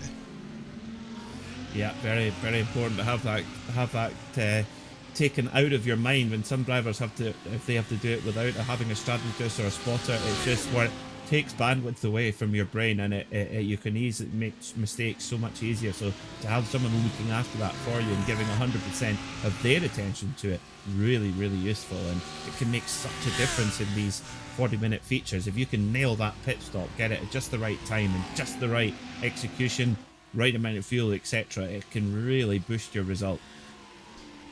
Well, we are here for the World GT Championship on RaceSpotTV. Paul Smith, Peter Mackay in the commentary box for you. And we've got more racing. Jack Sedgwick now behind that DCW racing car of Paddy Faulkner. Sedgwick has made his pit stop. Of course, made his pit stop under the safety car. So, got to keep an eye on him. He is currently, what's that? Just under 30 seconds behind the race leader. Now we know, cone to cone, it takes 30 seconds to traverse the pit lane without actually stopping, as Sedgwick down the inside of Faulkner. Thank you very much. As Sedgwick could be in with a shout of getting a race win here. He could be, but he's going to have to be doing a huge amount of fuel saving to be able to get to the end. But I think the thing is, though, as soon as it happened, he knew that was the strategy he was locked into. So whether he chose to do that or whether he was forced to pit to fix damage with his fast repair, well, it's hard to say. But we do know for sure that when we went back to green flag racing, it's 32 minutes. So that's, you know, that would be the equivalent of a 1 hour and 4 minute stint on a full tank of fuel. Of course, we only have 50% here, so it would need to be a massive fuel save from Jack Sedgwick, but if anyone can pull it off, he can. Down the inside, Ethan Critchley on Paul Crawford then made the move into the Villeneuve chicane, and Crawford struggling out of corner, and that's allowing Fabio Unvadrus and Andy Archer to be there with him as well. Paul Crawford is another one of those drivers who pitted under safety car. So there's a few drivers, Marvin Lesmolman as well, that's another one that pitted under safety car. So it's whether those drivers can make it to the end here is going to be the big question, and whether they can get themselves a really good result on an alternate strategy. Well, you've got 11 minutes and 51 seconds to find out. Slightly unusually, Paul, Sedgwick was in the box for 31.2 seconds. Very strange. That makes me think either a speeding on pit lane, on pit entry, or for some reason decided to take tyres.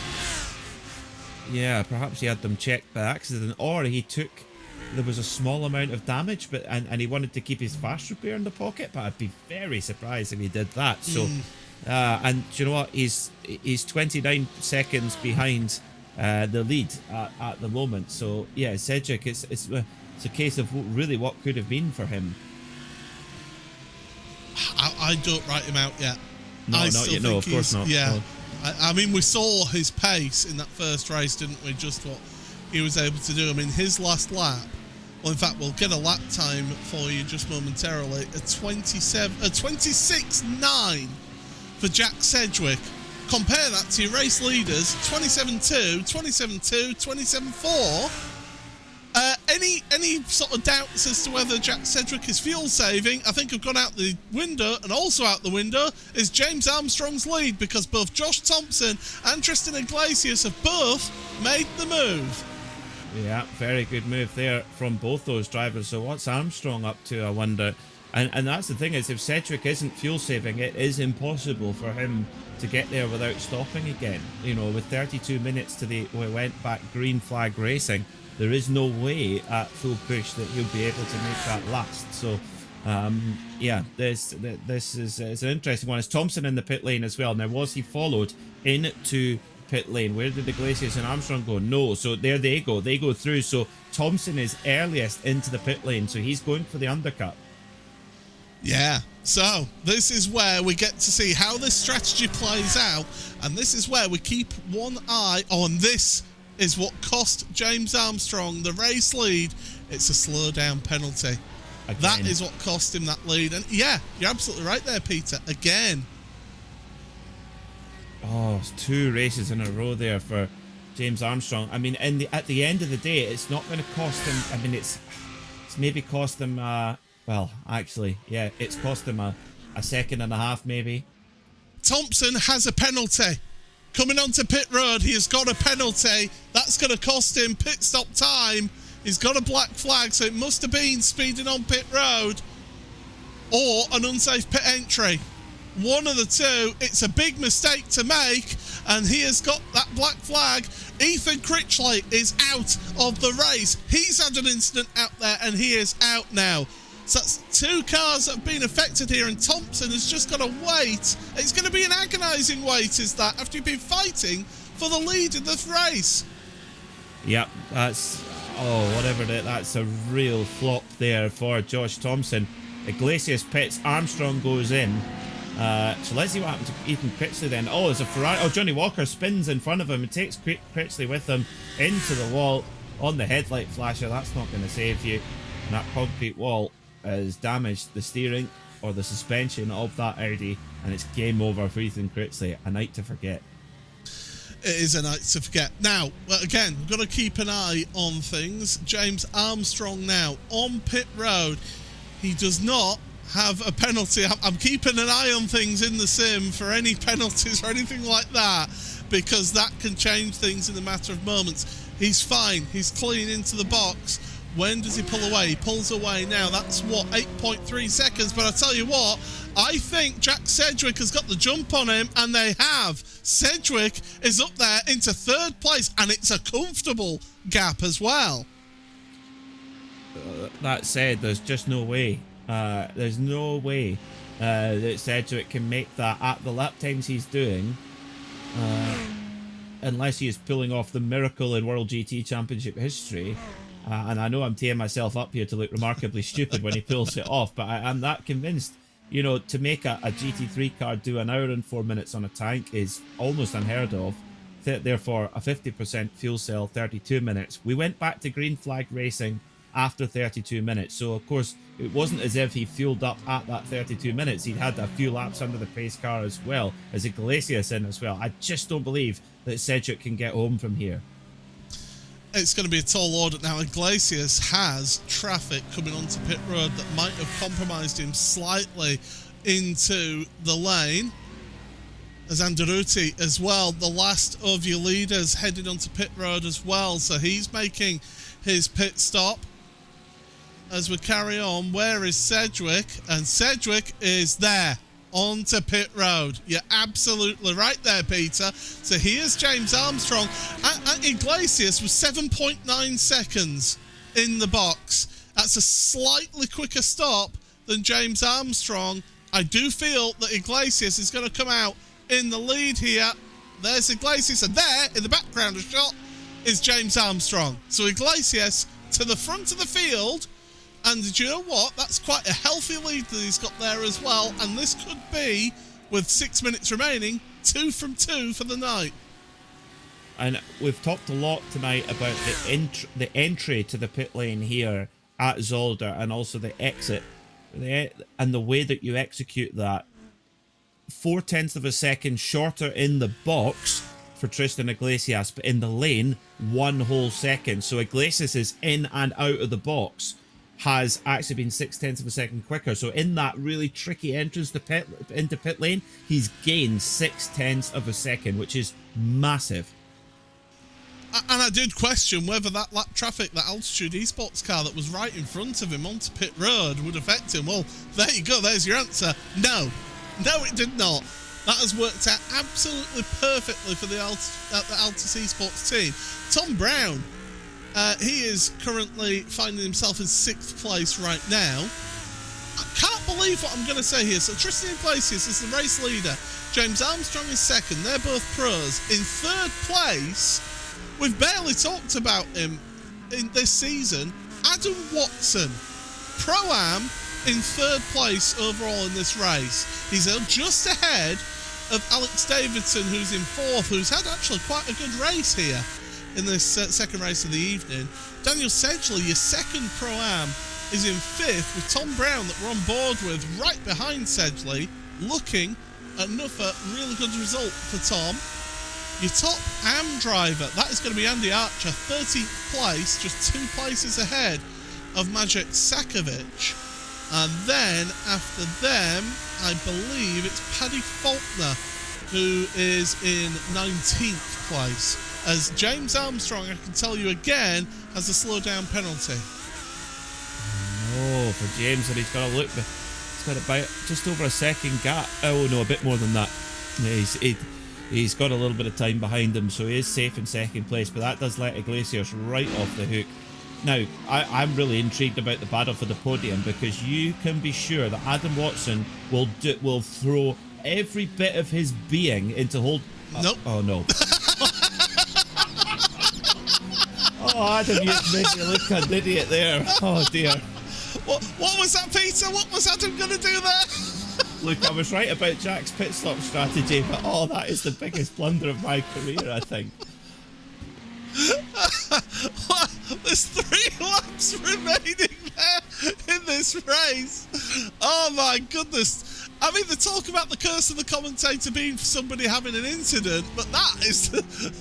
Adam Watson must have been listening to you and go, oh, I'll show him.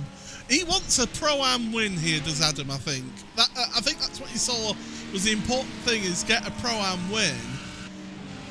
And Alex Davidson gets himself onto the podium. If you could see Peter Mackay's face right now...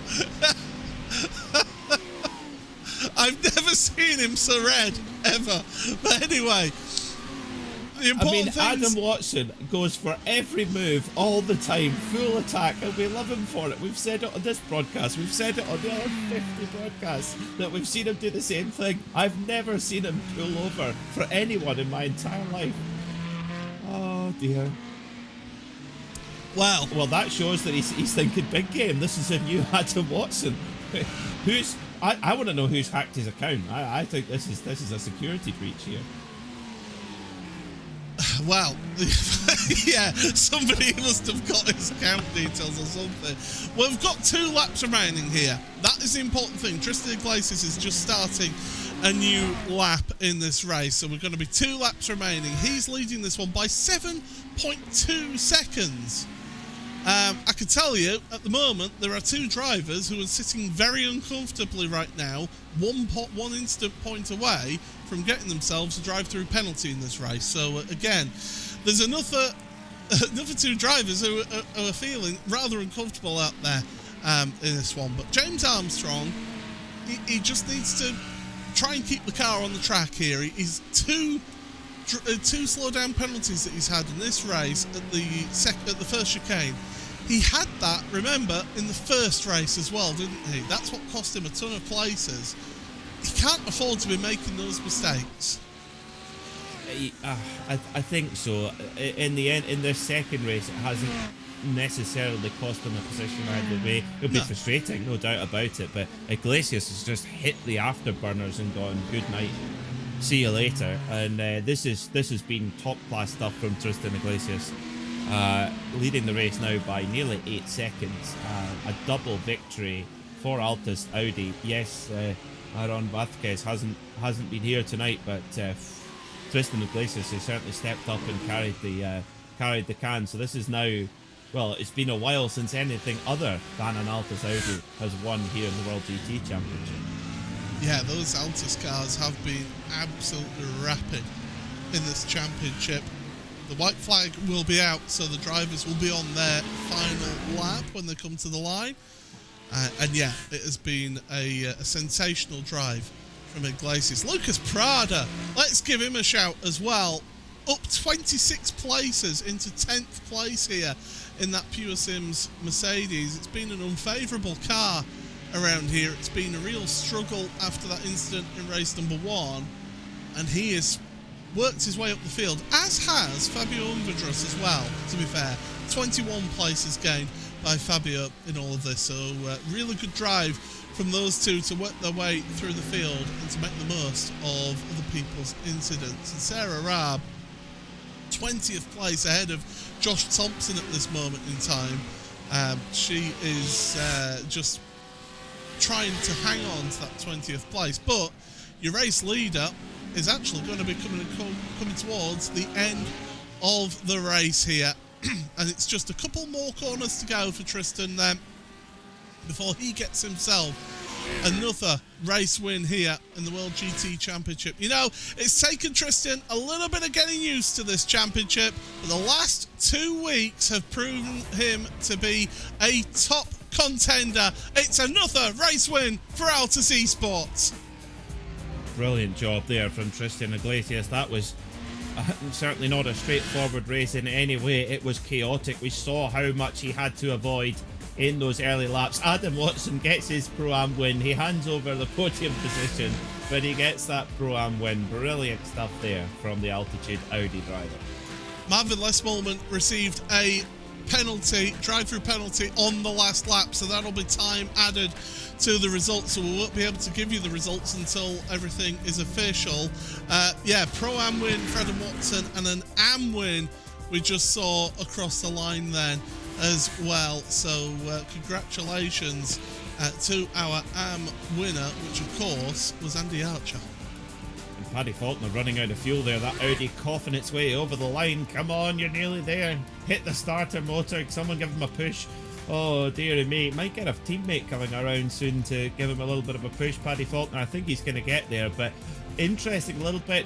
Former teammate of the Andrew Anderuti, Fabio Unverdrus, passing for 7th position on that last lap as well, so taking critical points away from Anderuti. And Davidson, the championship leader coming into this round, up in 3rd as well. So Davidson only by a little bit. Davidson's just going to take a slight edge into the next round. Well, there we go. That is everybody across the line. So let us take you through your race results.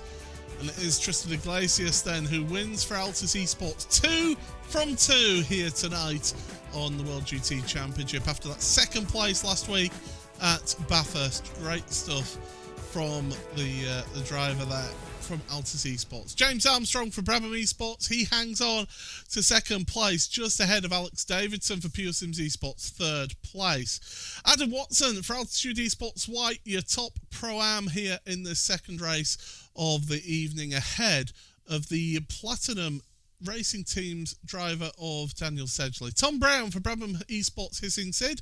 Good night for Tom to finish 6th place overall in this race here today. Fabio Unverdrus 7th ahead of Leandro Anderuti, only just pipped at the line then between the two of those. Justin Claessens and then Lucas Prada rounded out the top 10. 11th place for Hunter McDaniel with James Boehme in 12th. Jack Sedgwick, it's what could have been for him, 13th place in the end, ahead of your Am winner, Andy Arch for Century Sim Esports. Another Am win for Andy. He will be absolutely delighted about that. Team Mads Maciej Sakovic, 2nd place in Am, 15th place overall. He'll be happy with that in his Lamborghini, ahead of Ben Palmer, Pete Howard and Richard Simner. Sarah Raab, while she started on pole position in this race, did get taken out in lap 1, turn 1, but is able to hang on to 19th place ahead of Josh Thompson in 20th place. 21st for Mark Woodhouse with Sophia Ridpath, 22nd. Jensen Adriansons ahead of Tim Perry. Ben Gregory, 25th, ahead of Adam Hedgecock, Jeroen Kaiser, Paddy Faulkner, Paul Crawford, and Jonathan Walker in 30th place. Jack Osborne ahead of Marvin Lesmolman, who is classified as 1 lap down in 32nd. Axel Seljepovic in 33rd, ahead of Lars van Rijn. Kevin Bellens, Ethan Critchley did not finish. Dreyer Adriansons, Christoph Karekas, David Valls, and Adam Tompkins. It was a real race of attrition as his 2nd one. Brian Sohan, Cody Crosgrove, with Lee Berridge, Daniel Nolt, and Harold Stadler. So that is your race results here, and hopefully we will be able to get a word with our 2-time race winner tonight. Peter Mackay is with your race winner now. Tristan, welcome to the RaceSpotTV commentary box. That was quite the performance out there tonight. Let's talk about the first lap of race 2. That looked very busy out there. How did you get through that? Yeah, hello guys, thank you. Yeah, that was very scary, to be honest, because first I tried to go around the outside on on turn 1, and then I saw smoke. I tried to tap the brakes a little bit, and with cold tires and everything, I almost lost the rear. Had to correct a few times, and I had to defend into turn 2 because people were coming quicker from behind, and yeah, then everything happened on turn 2. I got really lucky. I don't know. Saw someone spinning in front of me, and chose the correct way to go, I guess. Yeah, it worked out. And then, of course, in race 1, you had another similar, another scary moment. You were leading by a good distance, and then a car arrived from nowhere. Tell us about that at the chicane. Yeah, that was a bit of a jump scare, honestly. Like, I saw it in the last second on my mirror, but I had no time to react, really, and I got lucky that the car hit me in the door instead of an axle, and yeah, bit of damage, but was enough to keep the lead, I guess. I don't know, very lucky today with that, and then race 2 on the start, gaining like 10 positions, avoiding the wreck. Yeah, very lucky today. Can't complain. Well, it's certainly been an exciting night for you, but 2 wins. Does this put your championship challenge back on track a little bit? I mean, yeah, it helps a little bit. It was a rough start, and yeah, I'll try to recover that, but I'm still far away from the leader, so yeah, but there's still many rounds to go, so we'll see what we can do. Well, Tristan, it was a masterclass of driving today. Well done on 2 victories, and good luck for the next round. Yeah, thanks guys. See you in a week. Okay, now we have a little bit of a chat to have with one of our drivers who featured in that race, our Pro-Am winner, Adam Watson. Adam, I have to be honest, you are now responsible for the biggest blunder of my commentary career to date. Is that an honor? And you won't have seen it yet, of course. No, I'll have to watch it back. But I don't. Is that an honourable thing? Do you know what? It's given us a laugh anyway, that's for sure. So if you tell us the process of pulling, because you don't pull over for anyone ever. You're always fighting hard, and we love you for it. But you pulled over and let Alex Davidson drive past it. No problem at all. What was the thinking there? Well, the first 3 rounds of the season hasn't gone how I would want it to, and going from the end of last year where it was a bit of a mess, it's sort of needed to have a rethink of how I drive. Not drive, but like I'm still going to be how you like me, but I just need to think about it more. So I'm not fighting Davison. Davison's pro, and he will want the podium for the points, so there's no point me ruining a Pro-Am win when I've got a 2-second gap for a podium. Even though I'd like the podium, it's just that there's no reason for me to ruin that. Oh, you're a changed man, Adam. I like that. I thought you were going to throw it at the fence to keep that podium. I thought my thinking was oh, he's going to put his car wherever he needs to make sure he holds on to this podium. But we have a new polished Adam Watson for this season. I like the sound of that. Maybe I'll still win it or bin it, but you know, it's optional win it or bin it. I like it. Well, it very well deserved. It looked absolutely crazy out there here at Zolder. Well done on getting that Pro-Am class win, and good luck for the rest of the season with this new measured approach that Paul and I are going to have to get used to. You'll still get a few sends out of me, but yeah, good. Thank you, and I just want to just thank the rest of the team and everyone who's all the hard work behind the scenes to make the Audi for Altitude Esports what it is. That's brilliant. Well, good luck for the next round, Adam, and well done on the win. Cheers, Peter. Cheers, Paul. Well, there we go. 2 happy drivers. First for everything. Yeah. 2 happy drivers out there, but will they be happy next time out? Because we head on over to Asia for Twin Ring Motegi. 3 20-minute sprint races around that venue. That is certainly going to be an intriguing round, isn't it? Absolutely, yeah. And that is a circuit where there is big overtaking opportunities. You've got huge, deep braking zones at Motegi. Big, 6th gear to 1st gear braking zones. And they're great for setting up opportunities, setting up passing. And with, 3 20-minute sprints, that measured approach by many of our drivers might go out the window. It's not going to be one you want to miss. yeah, you certainly do not want to miss that one. So make sure you join us next week, same time in the usual spot here on RaceSpotTV. But I'm afraid that is all that we've got time for here tonight. Thank you very much to Peter Mackay for joining me, Paul Smith on commentary. Hugo Luis has been behind the scenes giving us all the pictures, and it has been a sensational round for Altus Esports driver Tristan Iglesias. 2 wins from 2 as they head to Motegi. Goodbye.